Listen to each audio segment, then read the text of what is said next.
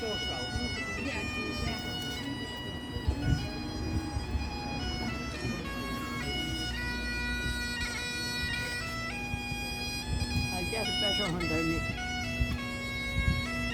you're listening to Count Richard von Coudenhove Kalergi.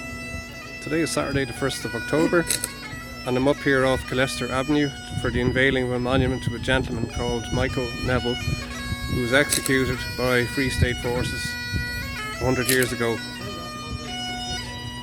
and his body was taken from a pub in Eden Quay and dumped at the side of the road here.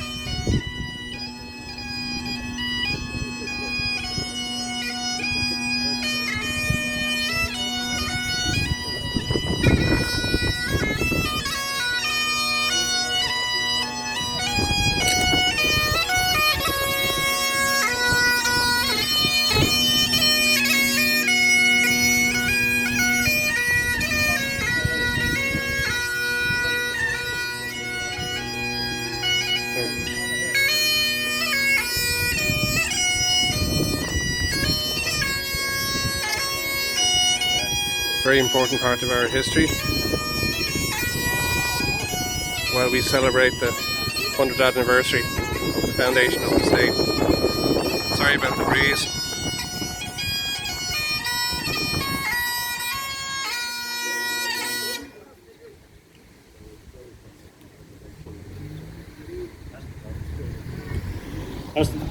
Apologies again for the delay. It's not a place to film.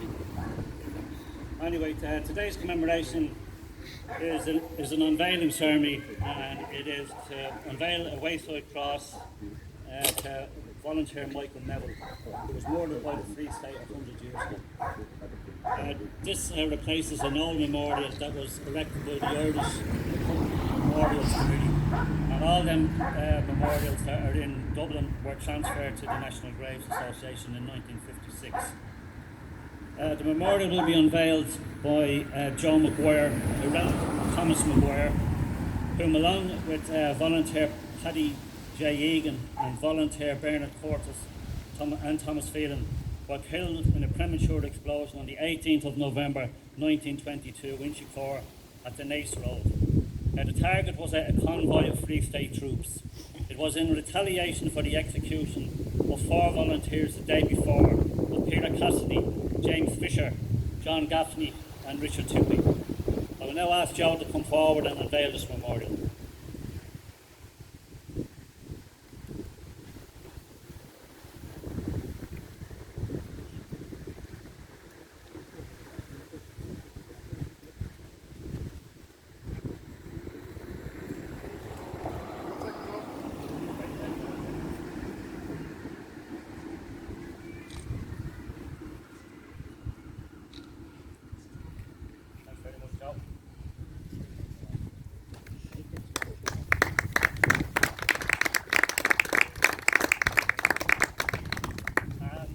Call on Eileen Poole to lay a wreath on behalf of the National Graves.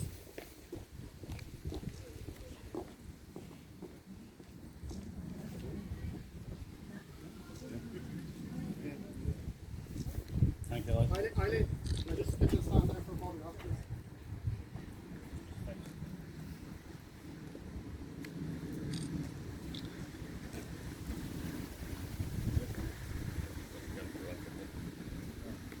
I'll now ask on Geraldine McCabe to say a short prayer.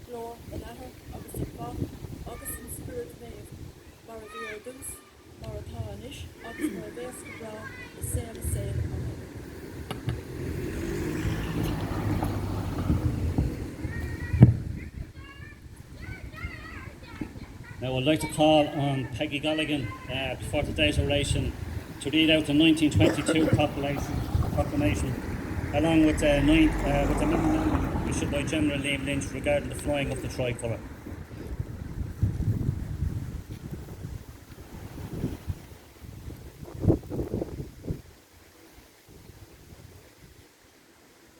Proclamation issued June 1922.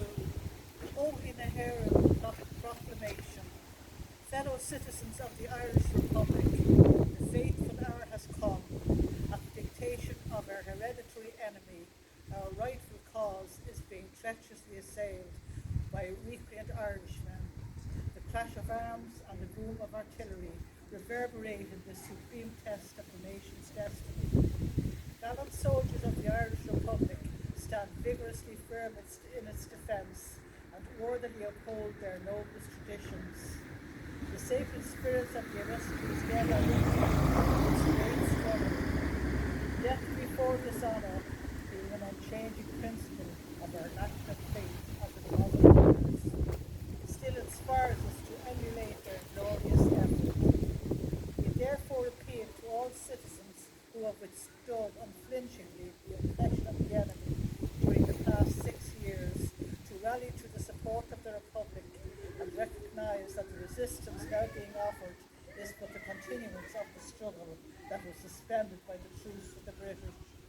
We especially appeal to our former comrades of the Irish Republic to return to that allegiance and thus guard the nation's honour from the infamous stigma that our sons aided our foes in retaining a hateful domination over her.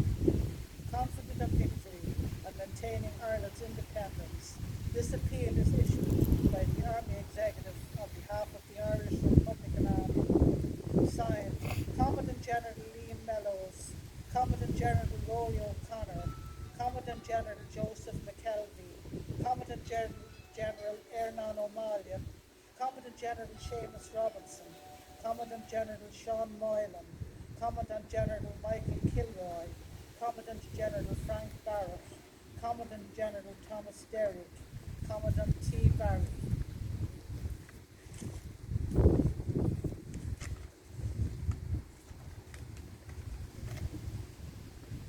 Colonel Commandant F. O'Faolon, Brigadier General J. O'Connor, Commandant P. O'Rutledge, General Liam Lynch, Commandant General Liam Deasy, Colonel Commandant Father O'Donnell.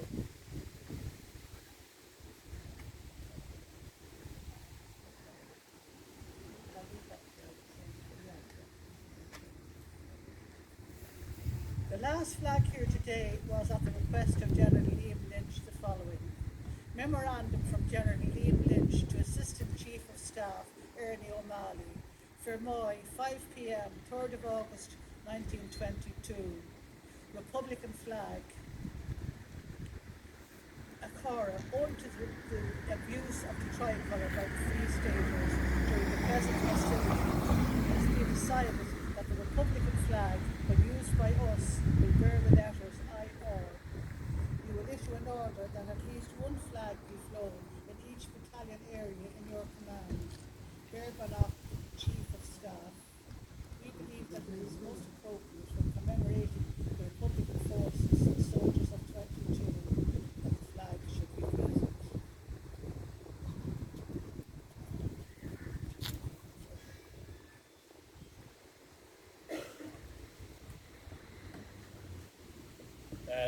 The IR flag is just on my left-hand side there at the very end.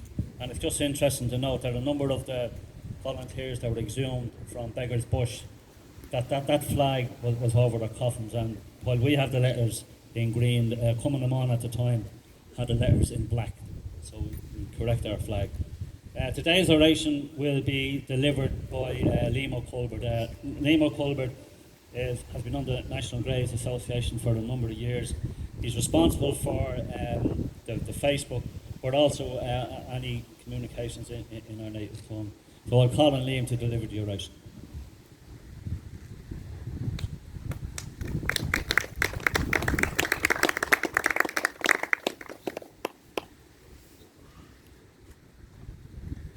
Heerlijk. Díomh Chairde Gael agus tá fáilte ó rómh go dtí an láthair starúil seothaniu an áit ina aimsiú corp an tóglach fóga míá den nead. Tóg away óna áit oibre an 20 darú lá man fór 1922 agus dún bharú é agus fágu a chorp an seo mar rawa the public tonic áheicléa.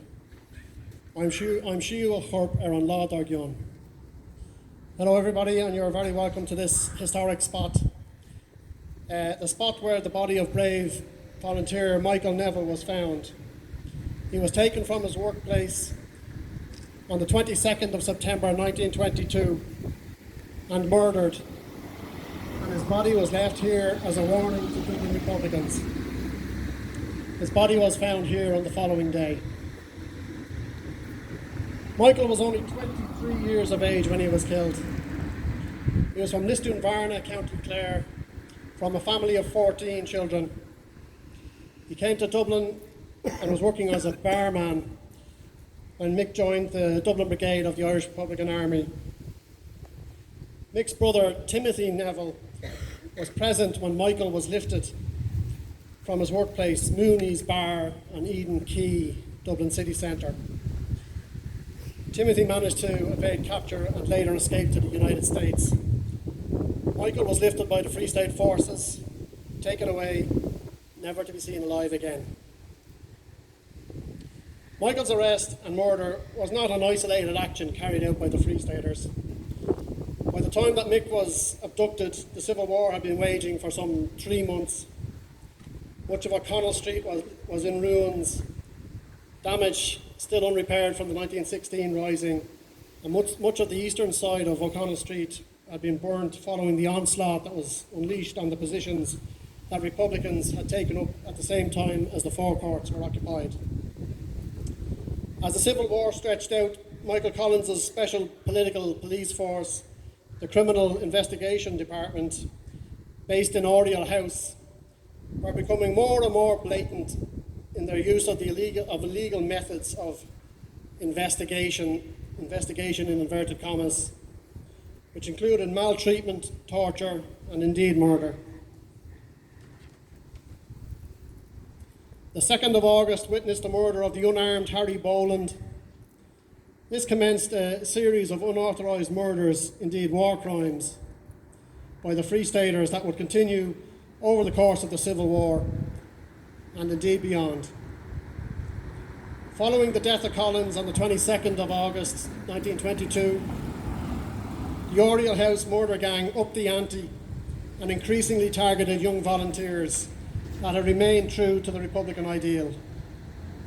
The week following Collins' death saw the Staters murder 6 IRA volunteers, including Lieutenant Bernard Daly. His body was found dumped close to here on the Malahide Road. Daly was a close friend of Michael Neville. On the same day, the bodies of Fiann Alf Colley and Fiann Sean Cole were found in Whitehall.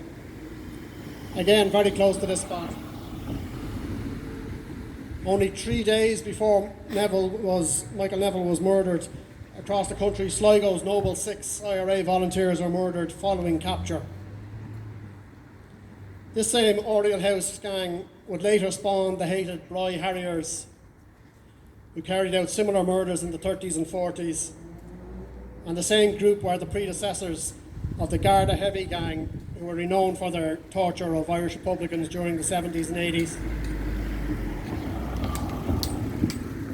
This memorial was erected by the National Graves Association in the 1930s.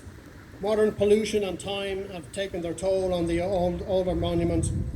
Thankfully, the National Graves have erected a replacement, and I think you will all agree that it looks fantastic.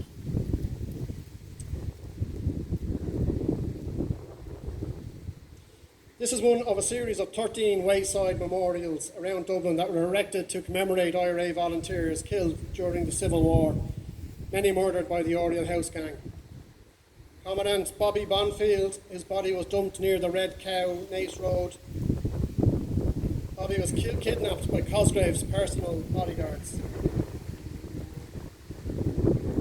Volunteers Christopher Breslin and Joseph Kiernan murdered near the Cabra Crossroad.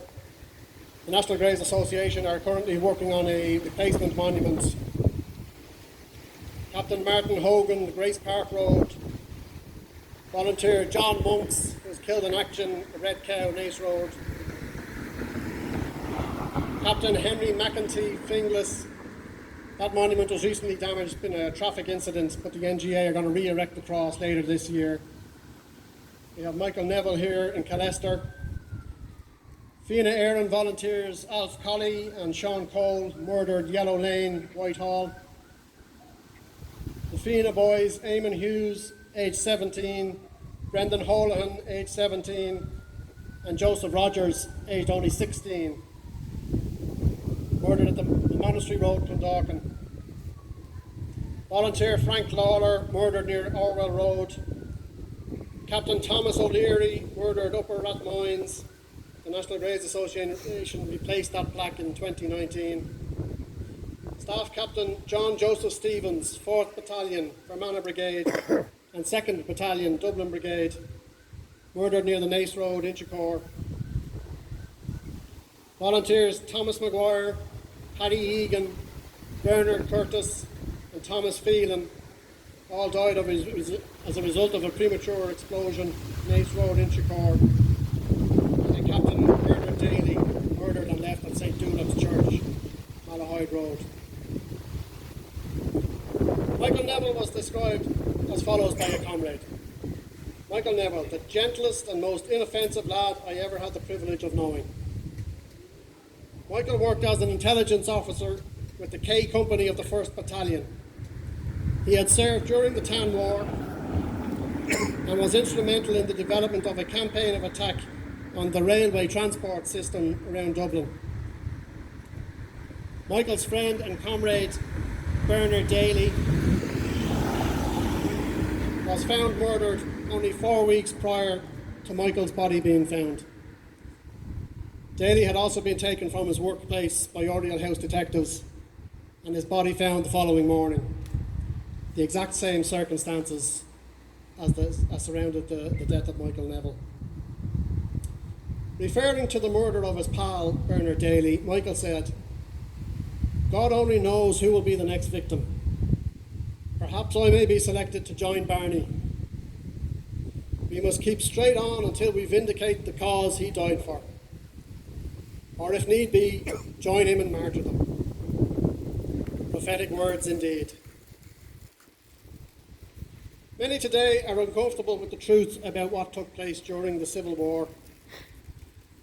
Many should forever hang their heads in shame.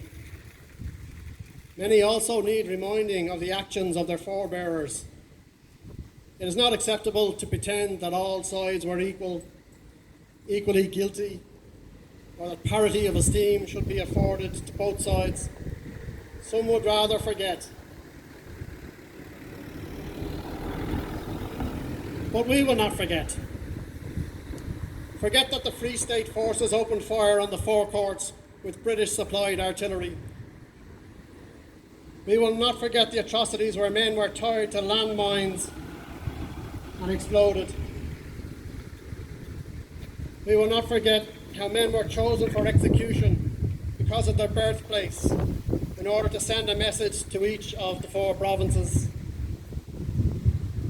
And we will not forget how 77 of Ireland's bravest were executed for standing by the Irish Republic. Executed by their former comrades representing the fledgling stateless. And we will never forget the many brave men such as Michael Neville, that were taken away and murdered in the dark of night by former comrades, and their bodies dumped on country lanes to act as warning. Michael Neville had fought in the Tan War. He knew how difficult and how hard war can be. He was aware of what might lay in store when he took the decision to stand by the Republic, the Irish Republic as declared in 1916. He would not desert his fellow countrymen in the northeast of Ireland.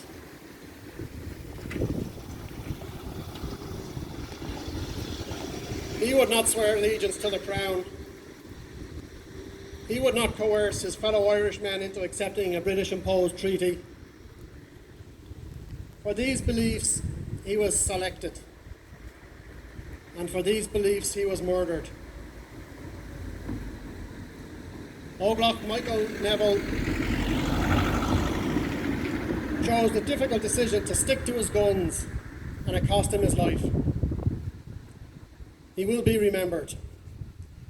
And until we see Michael's beliefs realised, we will take strength from his example. Good Michael.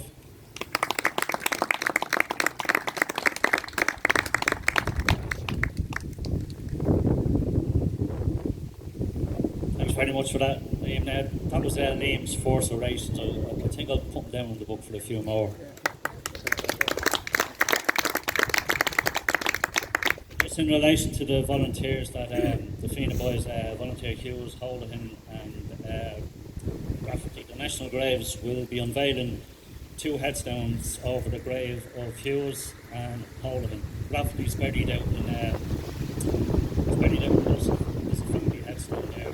So that will be next Saturday, and it will be at 12 midday, so that's Saturday the 8th of October.